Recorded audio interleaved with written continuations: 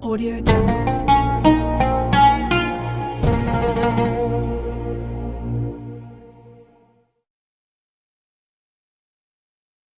Kelas Cibadak yang terhormat Bapak Kapten Infanteri Azam dan atau yang mewakilinya,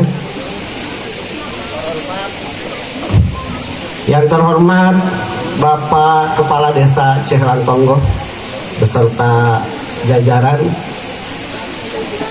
yang terhormat pengurus KSPPS BMT Ibadur Rahman,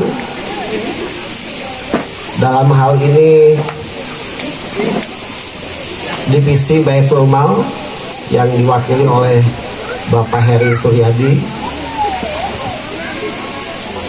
Yang saya hormati, saya banggakan guru saya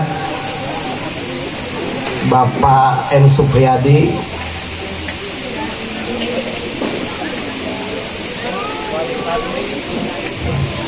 Bagus guru, wali santri yang sudah jauh-jauh hadir. Terima kasih, bahkan ada yang sudah hadir dari kemarin sore menginap di penginapan Bulan Bintang. Jadi kalau tidur kelihatan bintang dan bulan. Terima kasih sudah hadir. Assalamualaikum warahmatullahi wabarakatuh. Ganti ya Mang Bos ya. Pak bener ya. Baterin aja.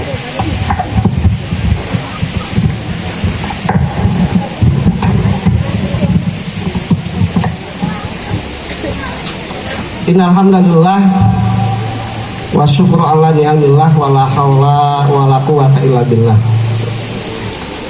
Asyhadu an la ilaha illallah wahdahu la syarikalah wa ashadu anna Muhammadan abduhu wa rasuluhu ala nabiyina Muhammadin wa ala alihi wa ashabihi wa man tabi'ahum bi ihsanin ila yaumiddin, amma ba'du. Wali santri dan tamu undangan yang saya hormati, tidak lupa anak-anakku sekalian, santriwan dan santriwati dari kelas 7 sampai kelas 12 yang selalu membanggakan. Marilah kita sama-sama mengawali pertemuan kita pada pagi hari ini dengan sama-sama menyatakan rasa syukur kita kepada Allah Subhanahu wa Ta'ala. Hari ini tepat tanggal 19, 2 hari yang lalu, sebagai bangsa kita sama-sama memperingati Hari Kemerdekaan Negara Kesatuan Republik Indonesia yang ke-78. Terus melaju untuk Indonesia maju.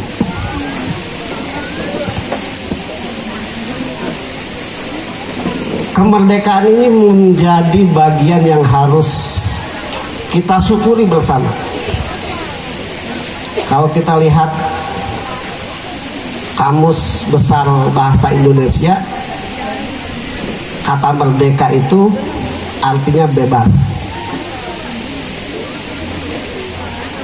Bebas dari penjajahan secara fisik, secara ideologi kita punya dan harus punya prinsip dan memiliki ideologi kita sebagai bangsa. Arah tujuan kita sebagai bangsa juga harus kita yang menentukan. Dan sebagai seorang mukmin, kalau kita lihat makna kebebasan itu adalah membebaskan diri dari segala penghambaan diri, membebaskan diri dari segala bentuk penjajahan, membebaskan diri dari penghambaan dan hanya menghamba kepada Allah Subhanahu wa Ta'ala. Ada orang yang menghamba dengan materi, Bapak Ibu. Ada orang yang menghamba diri dengan uang, maka dia belum merdeka.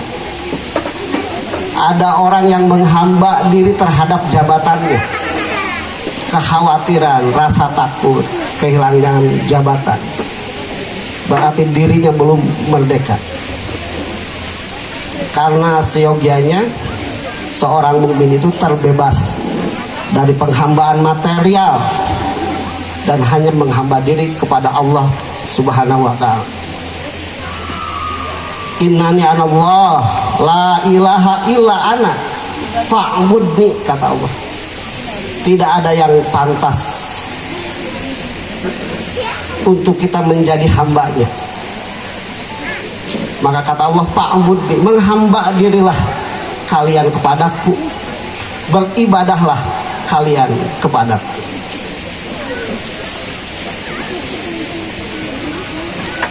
Hadirin wali santri dan tamu undangan, hari ini bagi saya hari yang sangat membahagiakan. Selain bisa berkumpul bersama-sama dengan para santri di luar rutinitas kami, hari ini kumpulnya ditambah dengan hadirnya wali santri. Bagi saya merupakan kebahagiaan, apalagi bagi santrinya. Santri baru itu sudah 40 hari nggak ditengok sejak tanggal 3 Juli. Betul ya, Ustaz? Kita pertama kali masuk tanggal 3 ya. Sejak tanggal 3 Juli ada peraturan tidak diboleh ditengok sampai nanti tanggal 19 hari ini. Jadi sudah lebih 1 bulan. Dan orang tua itu kalau dalam bahasa Sunda ciling cincap, apa ya, gelisahnya itu, kegelisahan hatinya itu udah melebihi kegelisahan anaknya untuk bisa bertemu dengan orang tuanya. Saat kapan boleh nelpon, itu baru 2 minggu. Ini kok anak saya belum telepon, padahal sudah dikasih tahu. Anak santri selama 1 bulan belum boleh nelpon ke rumah. Karena kami sampaikan, ibarat seorang bayi yang mulai dipisah dari susu ibunya, itu sulitnya. Dan begitu pun anak-anak kita, ada kesulitan untuk bisa mulai beradaptasi di lingkungan yang baru, ada kesulitan untuk harus beradaptasi jauh dari pangkuan ibunya, dari perlindungan ayahnya. Ada, kalau anak sekarang itu ada rasa insecure karena ketemu dengan orang-orang baru yang tidak kenal sebelumnya. Mungkin bapak ibu juga begitu. Anak saya gimana ya di sana? Punya ketemu teman yang baik atau tidak? Saya tegaskan, semua yang ada di pesantren itu anak baik bapak ibu. Jadi tidak usah khawatir. Anak bapak ibu tidak kekurangan makan 3 kali dalam 1 hari. Kalau di rumah mungkin bisa 2 kali. Meskipun nasi lauknya ada, tapi aturan makan 3 kalinya nggak ada. Kalau di pesantren yang belum makan itu kamu kenapa nggak makan? Kamu kok belum makan? Betul. Wajib makan. Udah kayak minum obat 3 kali sehari. Jadi tidak perlu khawatir.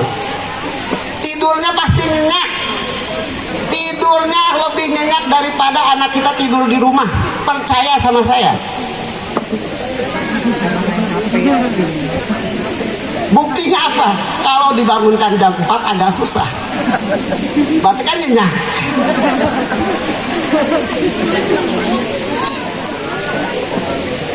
Jadi harus mulai membangun sebuah keikhlasan. Mending menangis hari ini atau menangis nanti kita di akhirat? Saya yakin jawabannya mending menangis hari ini untuk tersenyum nanti di akhirat. Setuju nggak?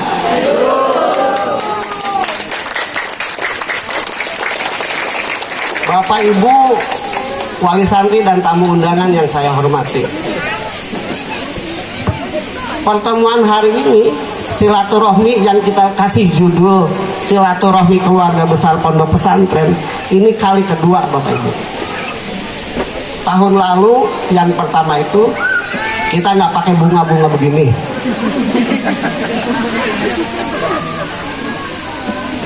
Ini nggak seluas ini tendanya. Sound sistemnya Mang Uus nggak semegah ini. Sangat terbatas. Dan kami tidak undang-undang Pak, tidak undang-undang siapapun, termasuk Pak Lurah baru diundang kami hari ini. Karena tahun kemarin kita belajar bagaimana mengadakan sebuah event silaturahmi yang bisa merekatkan ukhuwah di antara kita. Dan bismillah bersama para asatid ustazah kami berniat untuk setiap tahun di awal tahun ajaran mengadakan silaturahmi yang seperti ini. Mudah-mudahan semua sehat, mudah-mudahan ada dalam ridho Allah Subhanahu wa taala. Bapak Ibu wali santri dan tamu undangan yang saya hormati, kalau lihat judulnya keluarga besar, sehingga muncul sebuah pertanyaan, siapa yang disebut keluarga besar pesantren itu? Apakah keluarga besar pesantren itu hanya keluarga besar Haji Sopandi yang mewakafkan tanah ini, yang mendirikan, meletakkan dasar pendirian pesantren ini? Ataukah almarhum keluarganya yang memimpin pesantren dari tahun 87 sampai almarhum wafat tahun 2013? Jadi siapa keluarga itu? Maka selalu saya tegaskan, keluarga pesantren itu tidak atas nasab, tidak atas dasar garis keturunan. Santriwan, santriwati itu keluarga besar pesantren. Alumni yang sudah lulus dari pesantren itu adalah keluarga besar pesantren. Wali santri yang memiliki santrinya sedang belajar di pesantren adalah keluarga besar pesantren.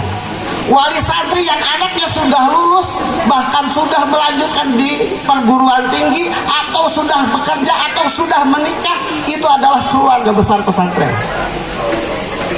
Siapapun orang mukmin, para muhsinin, orang yang peduli terhadap perkembangan pesantren ini adalah keluarga pesantren. Saya tidak pernah, selalu saya mengajak terhadap para asatid bahwa para muhsinin itu yang kenal bertemu tatap wajah atau tidak, itu adalah keluarga kita. Yang kewajiban kita sebagai keluarganya adalah mengirim doa yang baik untuk mereka. Maka setiap malam Senin di pertemuan wali santri selalu kita memanjatkan doa bersama. Yang pertama tentu orang tuanya, untuk kedua orang tuanya, baik yang masih ada di alam dunia ataupun orang tuanya yang sudah dahulu meninggalkan dirinya. Itu doa yang pertama. Kemudian untayan doa yang kedua, selalu kami panjatkan, kami kirimkan doa itu untuk para guru, ustadz, ustazah. Karena anak santri bisa datang ke sini sudah dalam keadaan bisa baca tulis, sudah bisa baca Quran, sudah bisa sholat. Itu berkat jasa ilmu yang diajarkan oleh gurunya sebelumnya. Makanya selalu saya mengajak, mari kita sama-sama doakan guru-guru kita.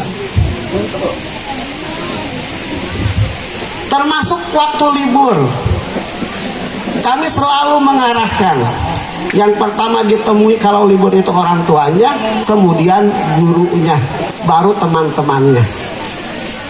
Jadi Bapak Ibu kasih laporan segera kalau ada anaknya yang sudah datang ke rumah lempar tas terus ketemu teman-temannya. Santri Darul Ihsan tidak begitu. Arahannya itu bertemu orang tua, bertemu gurunya, bertemu teman-temannya setelah itu. Jadi keluarga besar pesantren itu adalah kita semua yang hadir pada hari ini. Kita semua yang terpanggil untuk bisa memajukan pesantren ini. Pernah saya sampaikan dalam satu podium bersama para wali santri bahwa tugas mengembangkan pesantren ini bukanlah tugas para pengelola yang ada di pesantren saja, tapi maju mundurnya berkembang atau tidaknya pesantren ini itu menjadi tugas kewajiban kita semua. Pesantren ini akan terus berkembang, pesantren ini akan terus makin bermanfaat apabila kita keluarga besar pesantren mempererat ukhuwah, membangun barisan yang kokoh untuk sama-sama memajukan pesantren ini.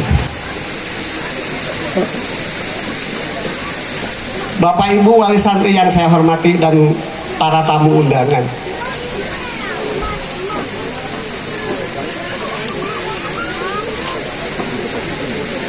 pesantren ini didirikan bukan atas dasar orientasi bisnis. Tidak ada. Mungkin banyak pesantren yang lebih besar dari kita. Banyak pesantren-pesantren yang muncul dengan segala fasilitas yang lengkap, yang memenuhi standar kenyamanan. Lalu kemudian kalau dibandingkan, ya sudah lagu prayoga tuh, dibanding-bandingkan. Kalau sudah dibandingkan maka kita akan melihat dua perbedaan yang jelas. Kalau kita masuk salah satu pesantren yang besar, gerbangnya saja Bapak Ibu, kalau berhitung biaya itu mungkin 2 asrama di pesantren kita, gerbangnya saja. Kalau kemudian lihat gimana gerbangnya pesantren, genting gerbangnya aja udah bolong-bolong. Udah masuk dari gerbang itu. Kalau pesantren lain jalannya sudah kita, pesantren kita jalannya ngebuang dari gerbang itu, Pak. Masuk lebih dalam ke asramanya. Ada pesantren yang pakai tempat tidur bertingkat. Sebetulnya kita pernah, tapi anak-anak santri lebih memilih tidur gelar. Kalau Bapak Ibu minta spesial, anak saya pengen di ranjang tidurnya, silakan, ranjangnya kami sudah tumpuk di gudang Bapak Ibu.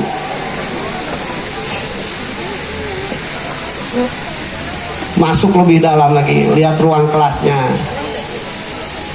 Jauh dari kata nyaman dalam pandangan, tapi dalam hati saya meyakini bahwa lebih nyaman di sini daripada tidur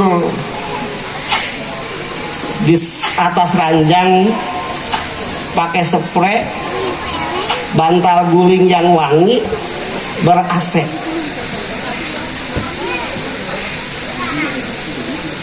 Tidurnya anak-anak kita itu lebih bisa merasakan kenyamanannya di asrama yang mungkin kapasitasnya harusnya 15 orang jadi 25 orang. Alhamdulillahnya udara yang Allah berikan untuk kita itu masih segar, masih sejuk. Jadi kalau dilihat fasilitas, jadi kalau Bapak Ibu mencari fasilitas di pesantren Darul Ihsan nggak akan dapat. Anak saya pengen mondoknya itu kok begini ya asramanya, silahkan cari pesantren yang lain. Kok ruang belajarnya begitu ya, anak saya ingin ruang belajarnya yang lebih nyaman dari ini, silahkan cari pesantren yang lain. Kalau kita lihat lapangannya, lapangan ini nggak pernah sepi pemain, Pak. Mau pagi, mau siang, mau sore, ini terisi para pemain bola futsal yang handal ini. Setiap hari, dalam 1 bulan, saya manggil tukang pijit itu nggak kurang lagi dari 2 kali, karena anak Bapak Ibu cedera.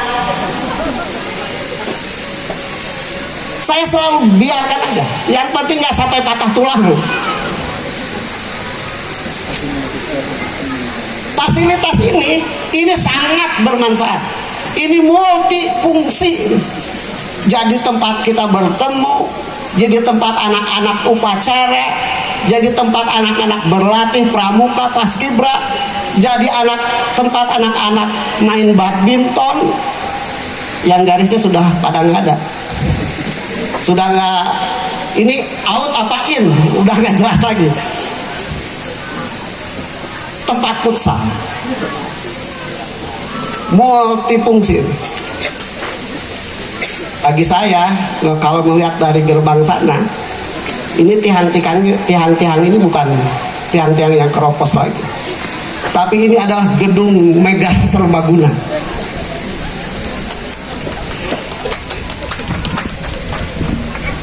Gedung megah yang sangat bermanfaat untuk para santri.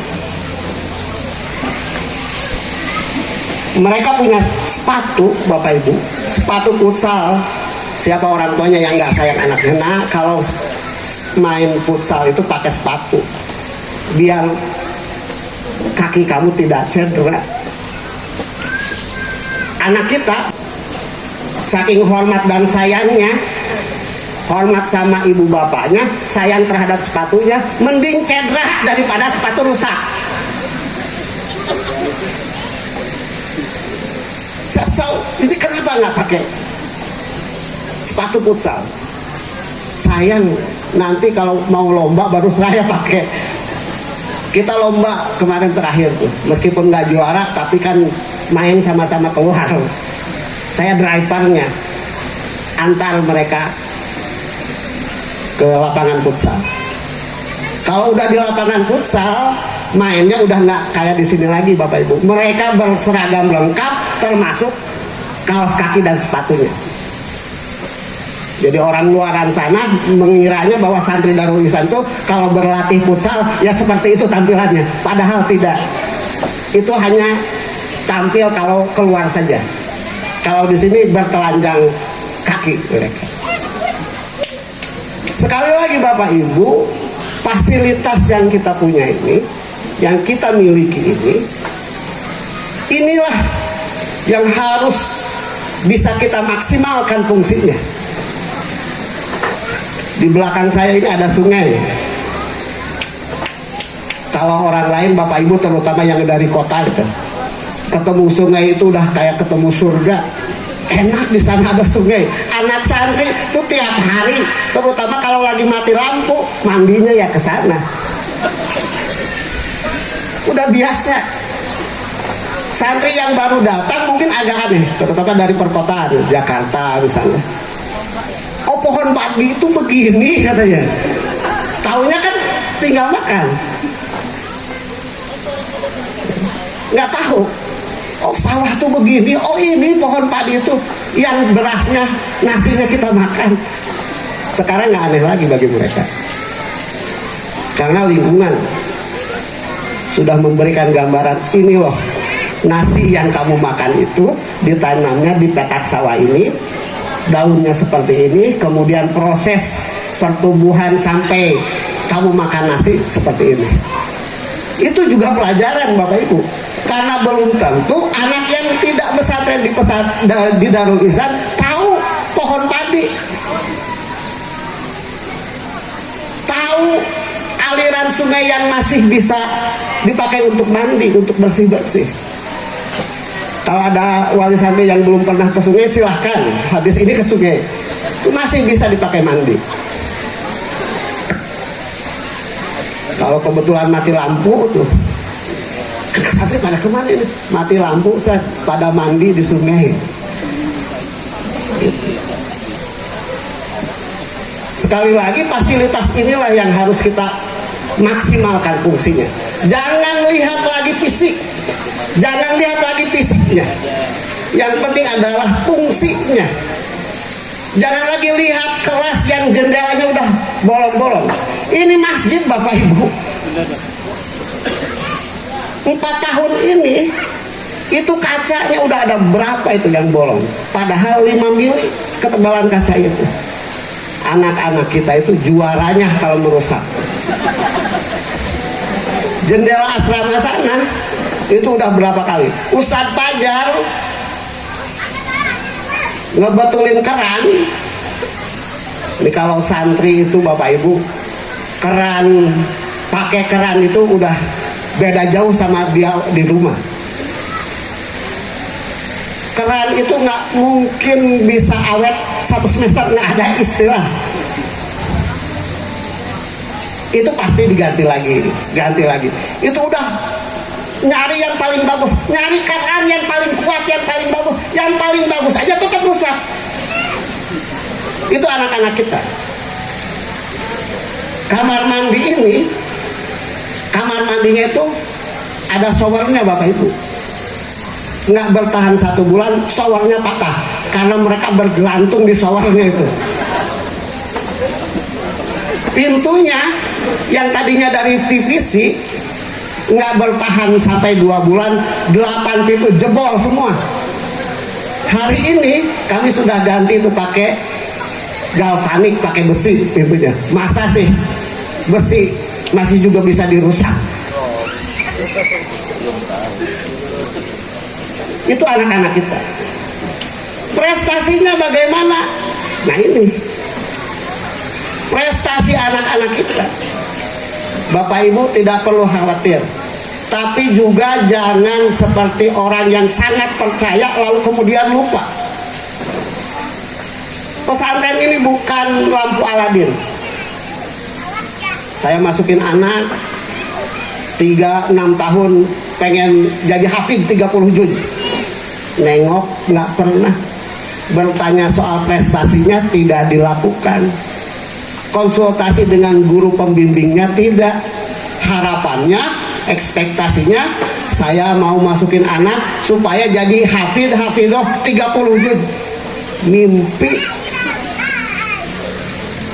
Ini harus, makanya tadi sama MC itu disampaikan, ini cara kita membangun sinergitas, kebersamaan untuk bisa mewujudkan harapan-harapan kita di awal.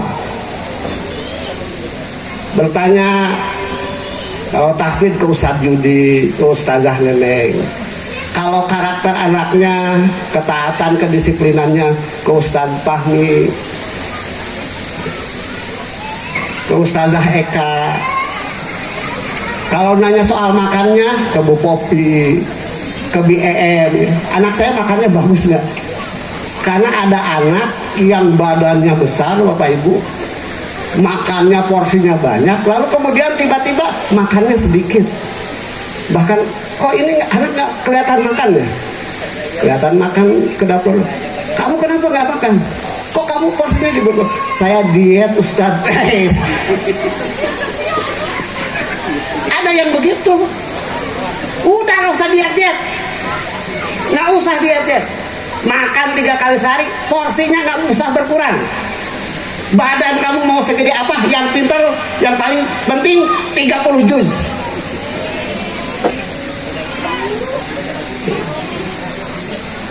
Untuk program tahfidz Bapak Ibu, itu ada program takhusus.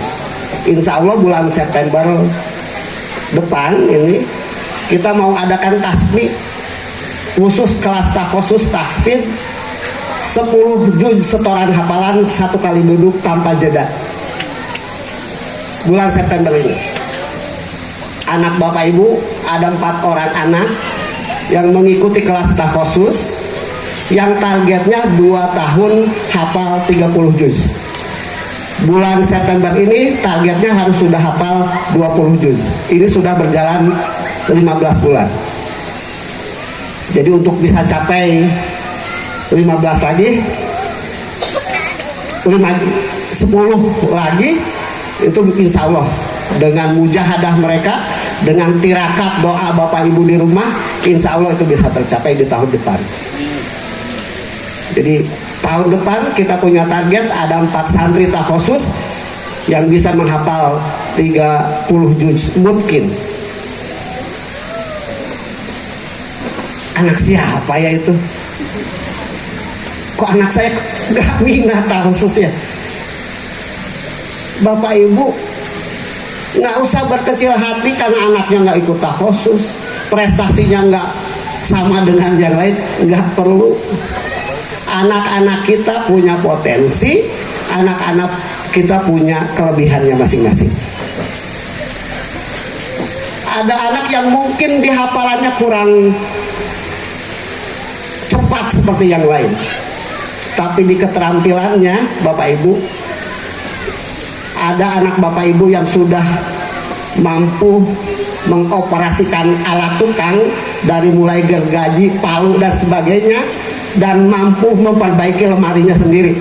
Prestasi nggak? Prestasi itu nggak harus prestasi itu hafal 30 juz. Memperbaiki lemarinya sendiri itu sudah prestasi. Kita dorong itu menjadi bos material itu, ya. Bos furniture, ya, yang bisnisnya bukan hanya melayani permintaan nasional tapi ekspor ke luar negeri. Itu prestasinya. Tukang yang kerja di pesantren nyari gergaji. Ini gergaji tadi kemarin itu masih ada, kok sekarang nggak ada? Diperiksa ke lemari salah seorang santri, itu ada di lemarinya. Kok ini gergaji ada? Biar saya mudah kalau mau pakai, kata dia. Itu prestasi anak kita. Nggak mudah Bu memperbaiki engsel lemari yang rusak itu, ya, butuh keterampilan, butuh keahlian, dan anak kita bisa itu. Azami tadi yang nakol itu anak kelas 6 SD itu, yang Pak Fri nanya ke saya, itu anak kelas berapa? Kelas 6 SD. Pukulan gendangnya di antara teman-temannya udah yang paling oke. Bapak Ibu kalau lihat peralatan marawis, kalau ada yang pegang kendang merah, itu yang paling jago pukulannya. Azami tepuk tangan. Udah nggak grogi lagi, nervous lagi tampil di depan ibu. Senyum aja. Jangan penting pukul aja. Udah pakai senyum dia. Dan itu tidak semua anak-anak Indonesia mampu melakukan itu. Itulah prestasinya. Ini yang harus mulai kita munculkan. Berbangga dengan yang dicapai oleh anak-anak kita. Lalu kita dorong terus keahliannya, supaya ke depan dengan potensinya itu dia bisa survive hidup, bisa bermanfaat untuk dirinya, untuk keluarganya, dan untuk masyarakat umum bangsa kita ini. Bapak Ibu wali santri, tamu undangan yang saya hormati, ini saya dikasih waktu sama panitia 10.30. Ini sudah 10.12. Saya ingin memperkenalkan. Jadi ini bukan kerja. Kalau saya, Bapak Ibu, ketemu anak-anak itu jarang-jarang. Ketemunya di dapur, ketemunya di kelas, ketemunya di masjid. Ada pembimbing yang selalu ketemu sama mereka. Kalau pembimbing ini lewat, anak-anak yang tadinya ramai langsung hening. Ustaz Fahmi lewat diam.